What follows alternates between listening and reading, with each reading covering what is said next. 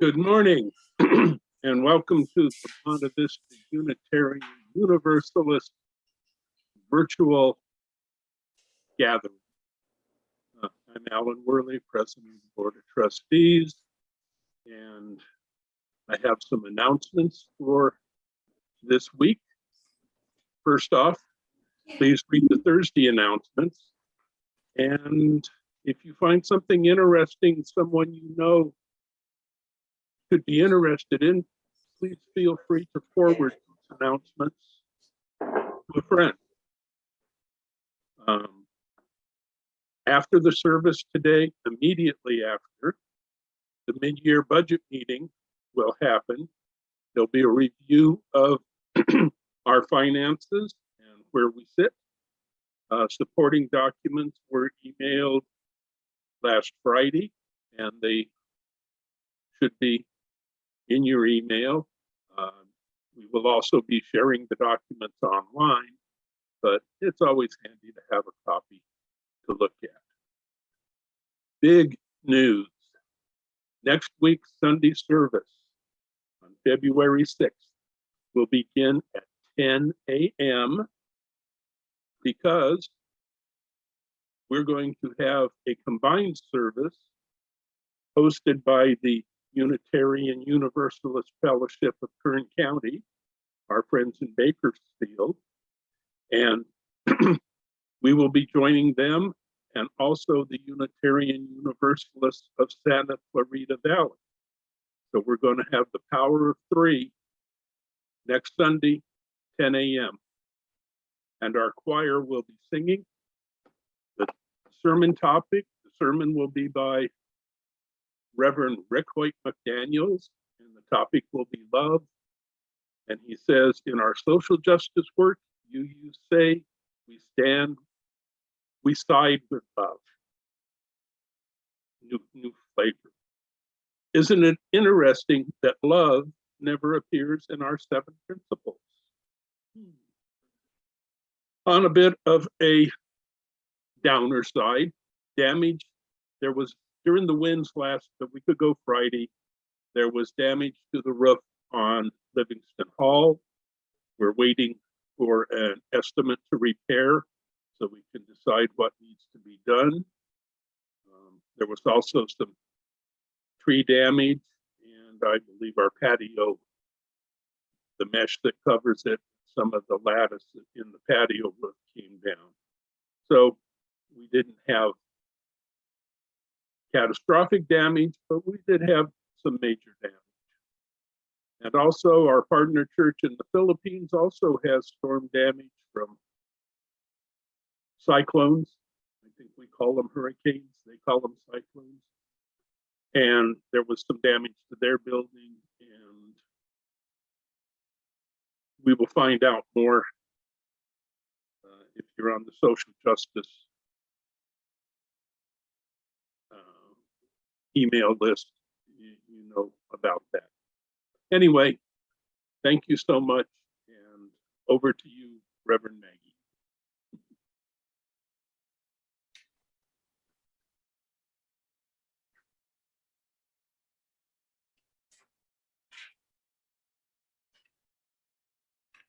Good morning, everyone. Everyone in our Zoom sanctuary, thank you so much for being here with us today.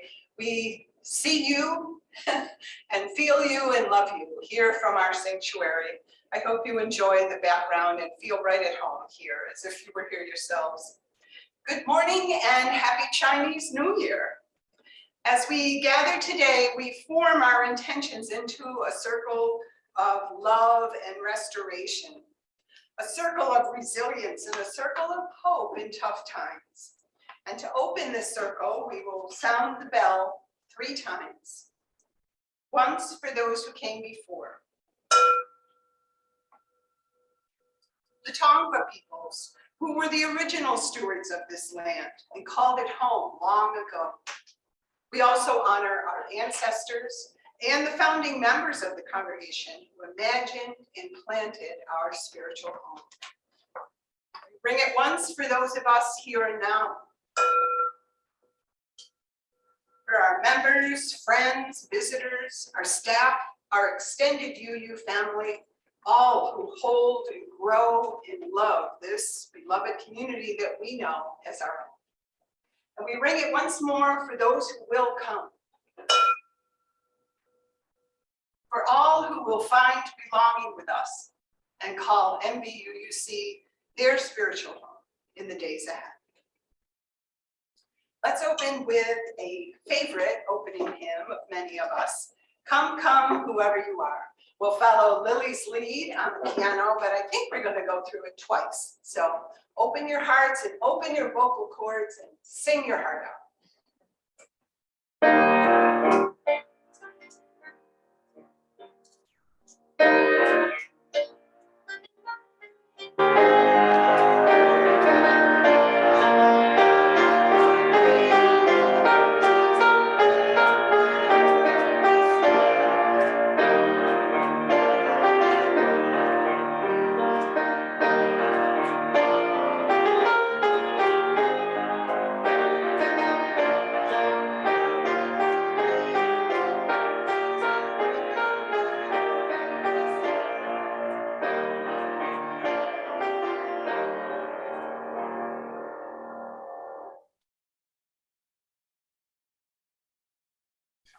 Well, those lyrics really have a lot more meaning this time. Say, this is no caravan of despair.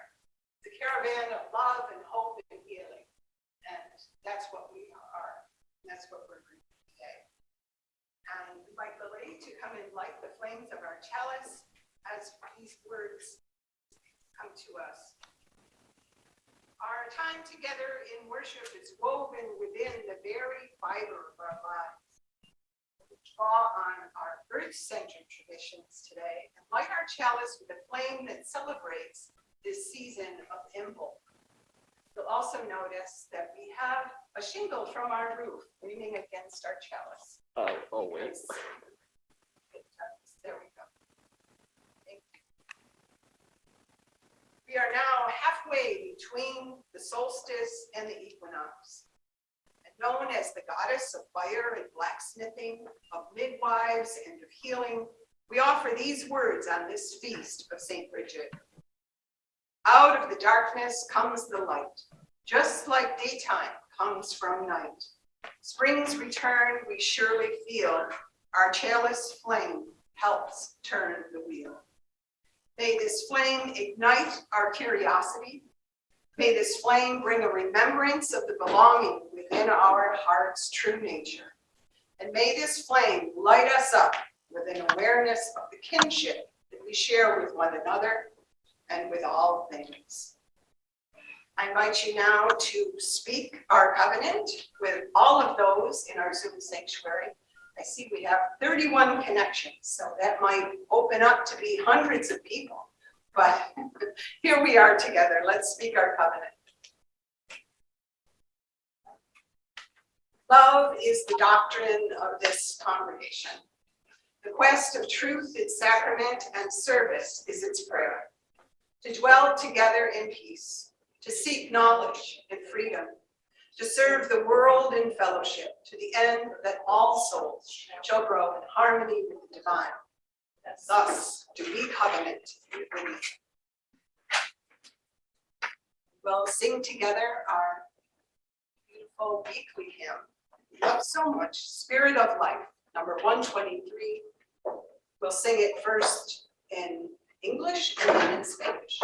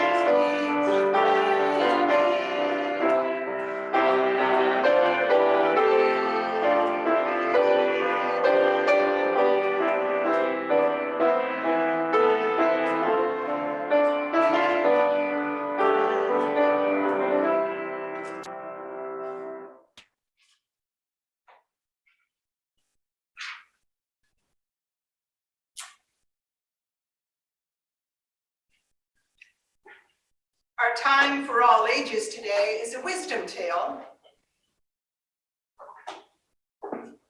That I found on Facebook, but it's really great.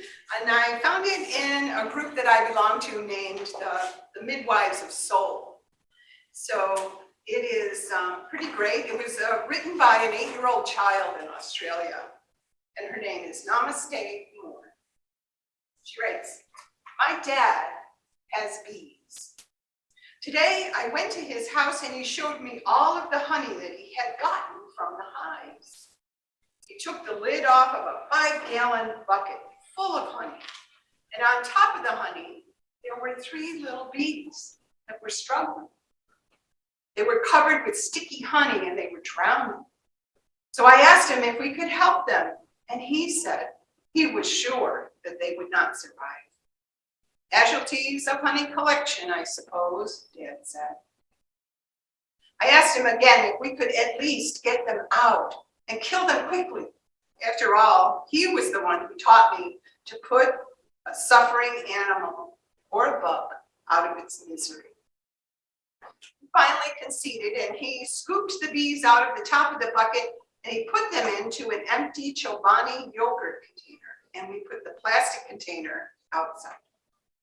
Because he had disrupted the hive with the earlier honey collection, there were bees that were flying all over the place outside. So we put the 3 little bees in the container on a bench and we left them to their fate. My dad called me out a little while later to show me what was happening. These 3 little bees were surrounded by all of their sisters, because all of those bees are female. And they were cleaning the sticky, nearly dead bodies of their friends, helping them to get all of the honey off of their bodies.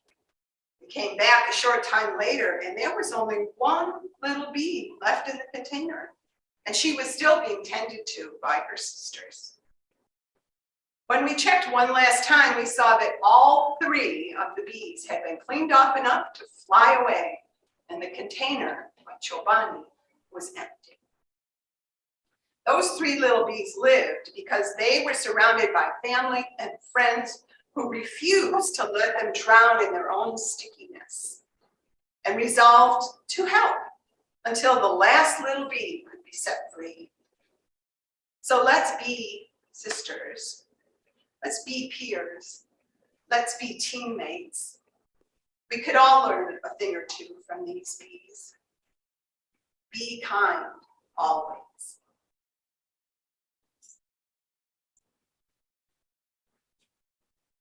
When we pause to gather an offering, it's time to center our thoughts on our financial support for the fiscal and the physical wellness of our congregation and the work that we do. We always do well to offer one another a heartfelt thank you for your generous love and justice in the world and toward our spiritual home, this community. We know ourselves to be caring and compassionate people. We recognize that our practice of giving is our first response to need, and it flows from the love that is our second nature. And while some of us are struggling right now, those of us who are able have stepped in to share a bit more to bring relief. When we're able to share from our abundance, we bring forth the realm of love. So with gratitude for the many gifts of this community, the offering will now be this. Somehow just saying how beautiful and how grateful we are just like touches it a little bit, but wow. Thank you so much. That was the sermon, folks. But now we enter into this time where we share the things that are disappointing in our lives and the things that delight us. Joy that Julie shared with everybody already about the Balak buy-in boxes. Maricel wrote a message that says, "Thank you so much for unending love and support of the Kalapayan congregation. And we do honor them each week by lighting the chalice that they gave us. And also we send them our love and prayers, and those are the kind of things that can get to the Philippines like this, faster than a belt by and box, right? Yeah.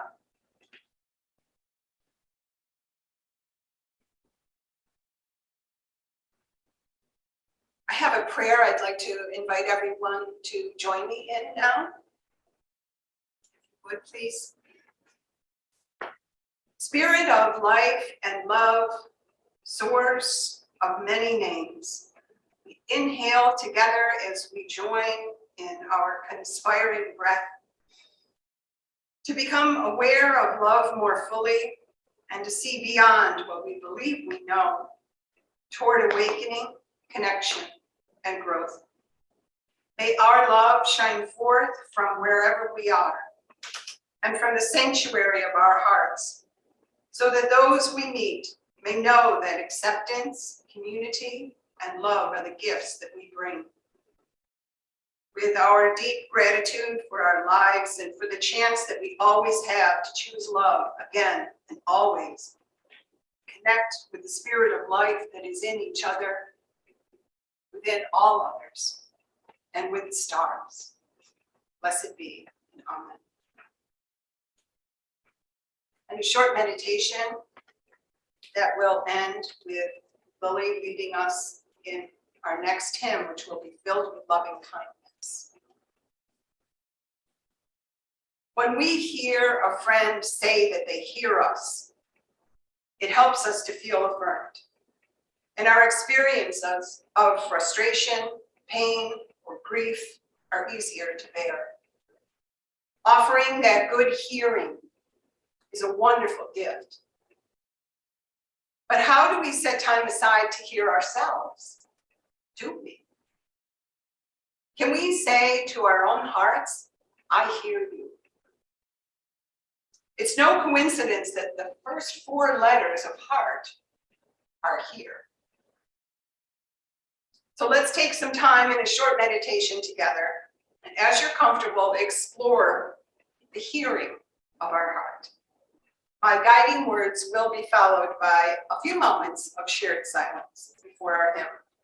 But first, let's sit comfortably. Maybe you want to just wrestle your body a little bit, let go of some anxiety or energy that's distracting you. Maybe put your feet flat on the floor. Let's take a deep breath together. Relax. Let our eyes fall gently closed. Just bring your awareness to your breath. Feel that sense that Mother Earth is there, always loving, supporting us. Trust her and relax. Feel gravity as her gentle hug, pulling you close. For just this moment, let's let go of our thoughts. Allow them to come and watch them go. Focus your attention on your spiritual center, middle of your chest. Where of your heart is a space that is always giving, receiving, and just feel whatever is there.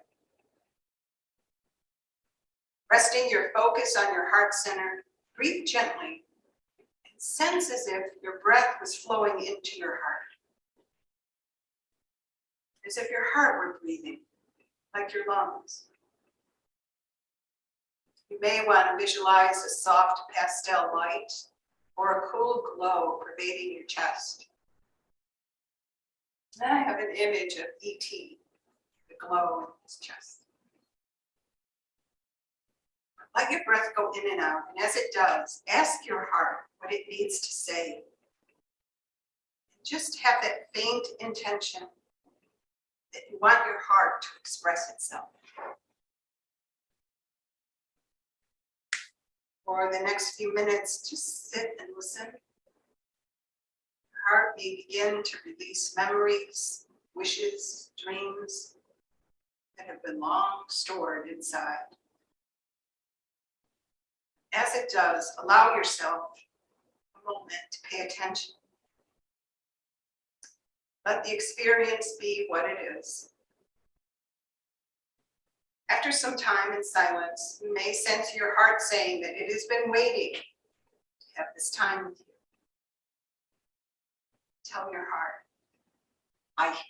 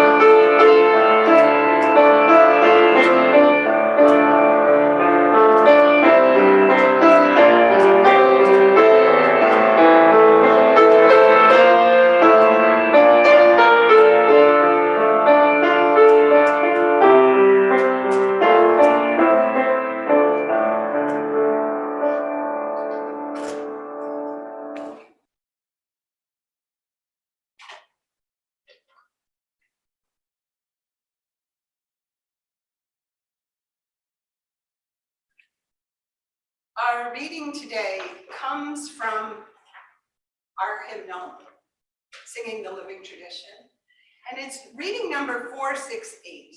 We're becoming very familiar with. It's called We Need One Another, and it's written by George Odell. We need one another when we mourn and would be comforted, when we're in trouble and afraid, when we despair, in temptation, and need to be recalled to our best selves again. We need one another when we would accomplish some great purpose and cannot do it alone. In the hour of our successes, when we look for someone to share our triumphs, and in the hour of our defeat, when with encouragement we might endure and stand again. We need one another when we come to die and would have gentle hands prepare us for the journey. All of our lives, we are in need, and others are in need of us.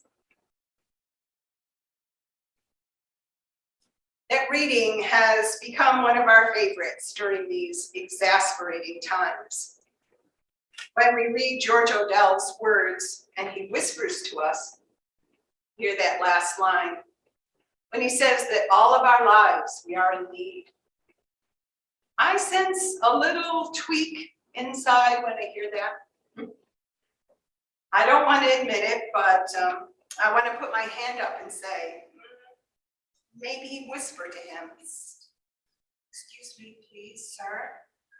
Just want to let you know that I'm really not.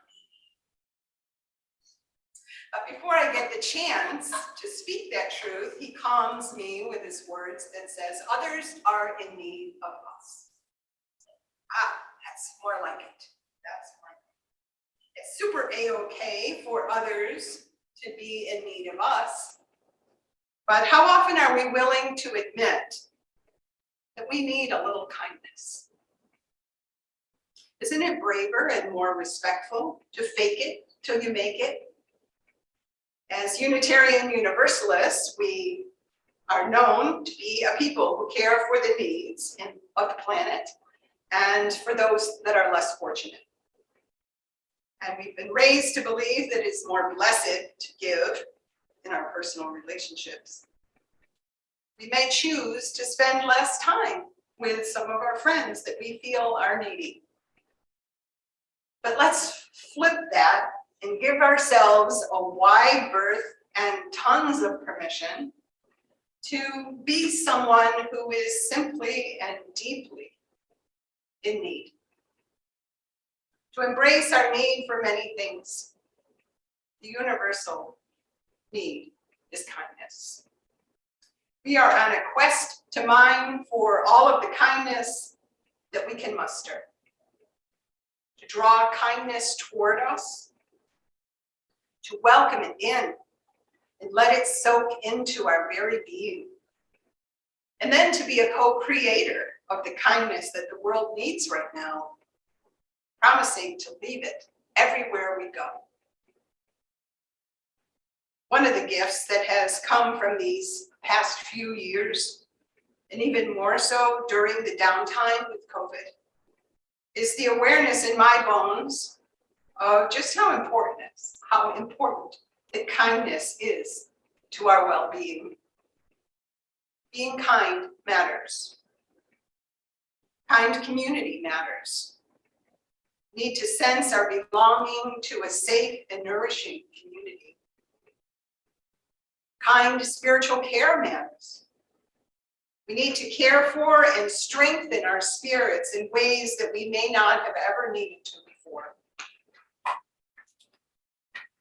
And kind self-care matters. We need the reminders almost every hour to be consciously expressing kindness to ourselves. The times we're living in now are unprecedented in the amount of emotional stress, psychological changes, challenges. Think again of Catherine's students. And this tsunami of change that will not ease, and it's not playing fair with us. It is no mystery why we can feel uncertain about so many things and have trouble finding our footing when the winds of change are so strong and they blow seemingly out of nowhere and bring so much harm.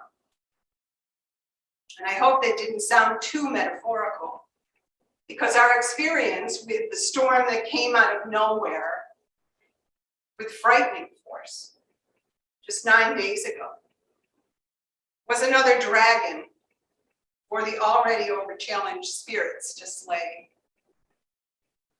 We're experiencing new levels of cumulative trauma that requires every ounce of our patience. We might feel that we're being stretched beyond what we've imagined and beyond what we believe we're capable of. We're unsure what might be down the road. Our souls are exhausted, and interrupted sleep has become the norm. We might not have the language to answer honestly when a friend asks us how we're doing. I've been trying to replace that automatic answer of, I'm good, by saying, I'm doing all I can to be kind. Or maybe a better one would be, I'm on a quest for kindness. Our search for relief and rest takes us there, doesn't it? We are on a quest for kindness. In my work with the dying and in my ministry of hospital chaplaincy, the patients and their loved ones would always be invited to join with me in a time of searching for their lone star, whatever it might be that would bring us through the trauma to that place of sacred kindness. The journey of this kind of quest can be many things: painful, beautiful, tragic, messy, transformative. Often it might seem rather ordinary if viewed from a distance, or without the cumulative grief of so many events at one time. But what's important to realize now and to hold before us and before one another is that the spirit of life is not separate or different from all things, but rather it is present in all things and in every experience. And our quest for sacred kindness is an opportunity to uncover what is hidden. It's there. We have to take steps to make meaning from it. To see the sacred in all of this muddle is to be on that fourth principle search. To gradually see that radical kindness, despite all of the stuff that blocks our view of what's possible, and to recognize the truth of what has always been present, and to lock arms with it. Our quest for kindness is about facing life directly. Sometimes it's about helping one another discover their truths, their path, their own sacred kindness, even if it's one that we don't understand or necessarily agree with. Most often it means simply not turning away when the going gets rough. It's going in instead and through. It's about staying grounded in a loving community and supporting it no matter what.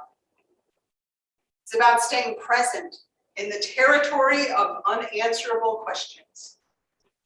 Here we are. We just don't know, but here we are.